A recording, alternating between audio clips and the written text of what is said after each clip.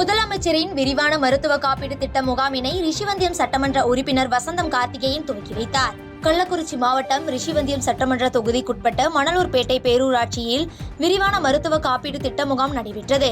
இதனைத் தொடர்ந்து முதலமைச்சரின் விரிவான மருத்துவ காப்பீடு திட்டம், பிரதம மந்திரி மக்கள் ஆரோக்கிய திட்டம் என்ற திட்டத்தினை ரிஷிவந்தியம் சட்டமன்ற உறுப்பினர் வசந்தம் கார்த்திகேயன் கலந்து கொண்டு தொடங்கி வைத்தார்.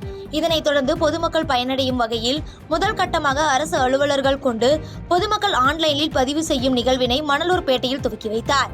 அப்பொழுது சட்டமன்ற உறுப்பினர் பொதுமக்களிடையே பேசுகையில், நீங்கள் ஒரு வருடத்திற்கு 5 லட்சம் ரூபாய் மதிப்பில் தங்களது குடும்ப உறுப்பினர்கள் மருத்துவ செலவு காப்பீடு பயன்பெற்றுக் கொள்ளலாம் என பொதுமக்களிடையே கூறினார்.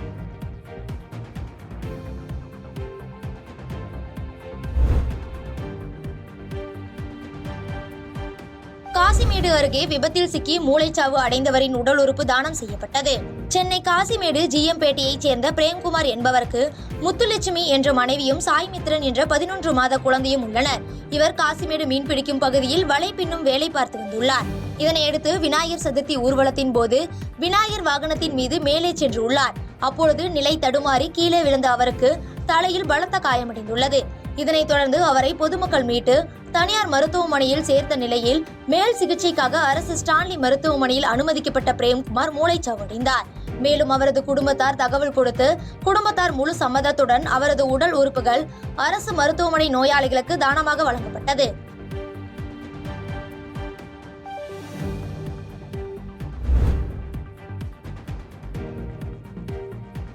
நத்தம் அருகே காமராஜர் ஆட்சி காலத்தில் கட்டப்பட்ட பள்ளி கட்டிடம் இடிக்கப்பட்டு பல வருடங்கள் ஆகியும் பள்ளி கட்டிடம் கட்டப்படாததால் பள்ளி மாணவ மாணவிகள் அவதிக்குள்ளாகியுள்ளனர். திண்டுக்கல் மாவட்டம் நத்தம் அருகே சாத்தம்பாடி ஊராட்சி விளாம்பட்டியில் ஊராட்சி ஒன்றிய நடுநிலைப்பள்ளி உள்ளது. இப்பள்ளியில் 300க்கும் மேற்பட்ட மாணவ மாணவிகள் பயின்று வந்தனர். இந்நிலையில் கடந்த 3 ஆண்டுகளுக்கு முன்பு பள்ளி கட்டிடம் ஒன்று மறுசீரமைப்பிற்காக இடிக்கப்பட்டது. கட்டிடம் இடிக்கப்பட்டதால் அங்கு படித்த மாணவ மாணவிகள் அருகில் உள்ள கலையரங்கத்திலும் மரத்தடியிலும் அமர்ந்து படிக்க வைக்கப்படும் அவல நிலையில் உள்ளது.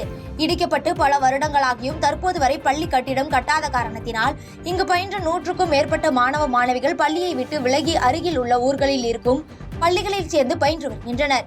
எனவே மேற்படி கட்டிடத்தை உடனடியாக கட்ட வேண்டி தமிழர் தேசம் கட்சி மற்றும் ஊர் பொதுமக்கள் சார்பாக பள்ளியின் முன்பு கண்டன ஆர்ப்பாட்டம் நடைபெற்றது. இந்த ஆர்ப்பாட்டத்தில் 50க்கும் மேற்பட்ட நபர்கள் கலந்து கொண்டனர்.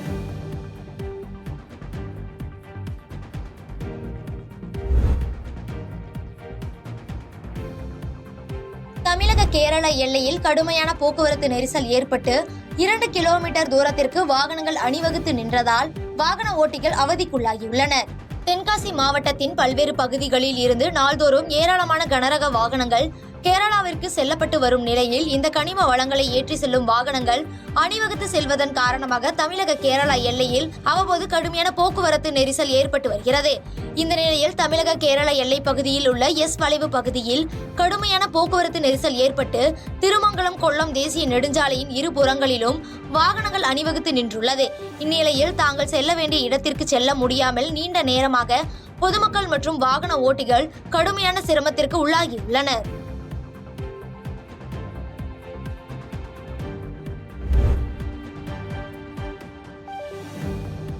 நேபாளத்தைச் சேர்ந்த சுற்றுலா பயணி ஆட்டோவில் தவறவிட்ட உயரக ஆப்பிள் செல்போனை பேருந்தை விரட்டிச் சென்று ஆட்டோ ஓட்டுநர் ஒப்படைக்கும் வீடியோ காட்சிகள் வைரலாகி வருகிறது. புதுச்சேரி செட்டித்திரு மிஷின் வீதி சந்திப்பில் மாவீரன் இரட்டைமலை ஸ்ரீனிவாசன் ஆட்டோ ஸ்டாண்ட் ஓட்டுநர் நேபாளத்தைச் சேர்ந்த சுற்றுலா பயணி ஒருவரை தனது ஆட்டோவில் ஏற்றிச் சென்றுள்ளார்.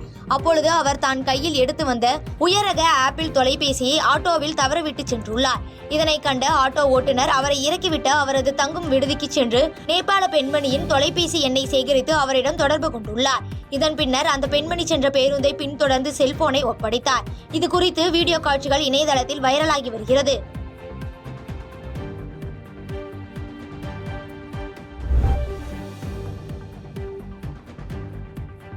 செங்கல்பட்டு மாவட்டம் விட்டிலாபுரம் கிராமத்தில் அமைந்துள்ள அருள்மிகு விட்டில பெருமாள் கோவிலை பாதுகாக்கப்பட்ட நினைவு சின்னமாக தொல்லியல் துறை அறிவித்து அரசாணையை வெளியிட்டுள்ளது.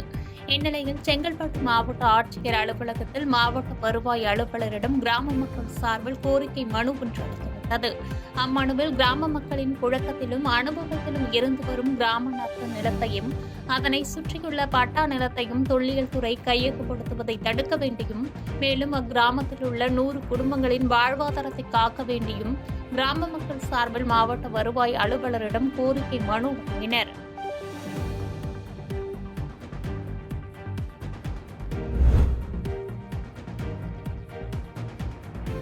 தேனி மாவட்டம் ஆண்டிப்பட்டி வட்டாட்சியர் அலுவலகத்தில் மதுவிலக்கு மற்றும் ஆயத்தீர்வைத்துறை சார்பில் கள்ளசாராயம் மற்றும் போதைப் பொருட்களை ஒழிக்க விழிப்புணர்வு கூட்டம் நடைபெற்றது.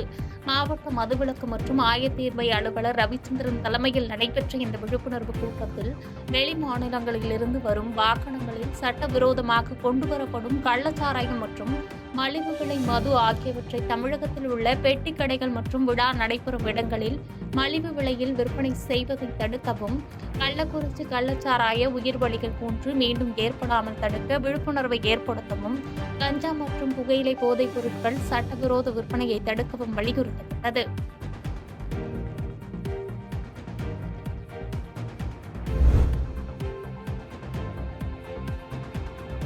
சேலம் பெரியார் பல்கலைக்கழகத்தில் உயர்த்தப்பட்ட தேர்வு கட்டணத்தை உடனடியாக ரத்து செய்ய வலியுறுத்தி சேலம் கலைக்கல்லூரியில் 100க்கும் மேற்பட்ட மாணவர்கள் நுழைவாயில் முன்பாக அமர்ந்து தர்ணா போராட்டத்தில் ஈடுபட்டனர். பெரியார் பல்கலைக்கழகத்தில் ஊழல் முறைகேட்டில் ஈடுபட்ட நிலையில் நிதிநிலையை சரி செய்வதற்காக தேர்வு கட்டணம் உயர்த்தப்பட்டுள்ளதாக குற்றம் சாட்டியதோடு உடனடியாக தேர்வு கட்டணத்தை திரும்ப பெற வேண்டும், இல்லாவிட்டால் முற்றுகை போராட்டத்தில் ஈடுபடுவோம் என்று மாணவர்கள் எச்சரிக்கை விடுத்துள்ளனர்.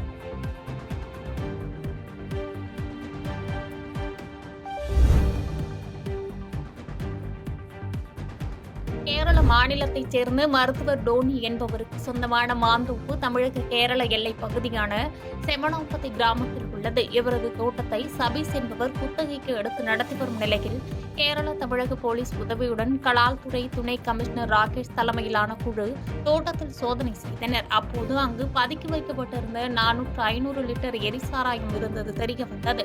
இதன் அடிப்படையில் தோட்ட உரிமையாளர் மருத்துவர் டோனி என்பவரிடம் விசாரணை மேற்கொண்டு வரும் நிலையில் பிடிபட்ட எரிசாராயத்தை கேரள போலீசார் தமிழக எல்லை ஆனைமலை காவல் நிலைய போலீசாரிடம் ஒப்படைத்தனர். மேலும் தப்பி ஓடிய சபீஸ் என்பவரை போலீசார் தேடி வருகின்றனர்.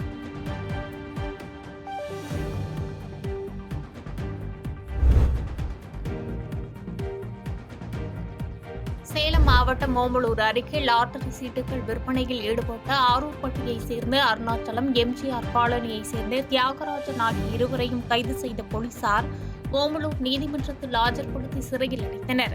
அதேபோன்று நேற்று முன்தினம் தாரமங்கலம் நகர பகுதிகளில் விற்பனை செய்து வந்த ஜெகன், முத்துப்பையன் ஆகிய இருவரை கைது செய்து சிறையில் அடைத்தனர். தாரமங்கலம் பகுதியில் லாட்டரி விற்பனை அதிகரித்துள்ள நிலையில் தொடர்ந்து கண்காணித்து கைது நடவடிக்கைகள் எடுக்கப்படும் என்று போலீசார் எச்சரிக்கை விடுத்துள்ளனர். பாதகம் செய்பவரை கண்டால் நாம் பயங்கொள்ளலாகாது பாப்பா, மோதி மிதித்து விடு பாப்பா, அவர் முகத்தில் உமிழ்ந்து விடு பாப்பா. அண்மை செய்திகளை உடனுக்குடன் தெரிந்து கொள்ள இணைந்திருங்கள் இயம்நாடு தொலைக்காட்சியுடன்.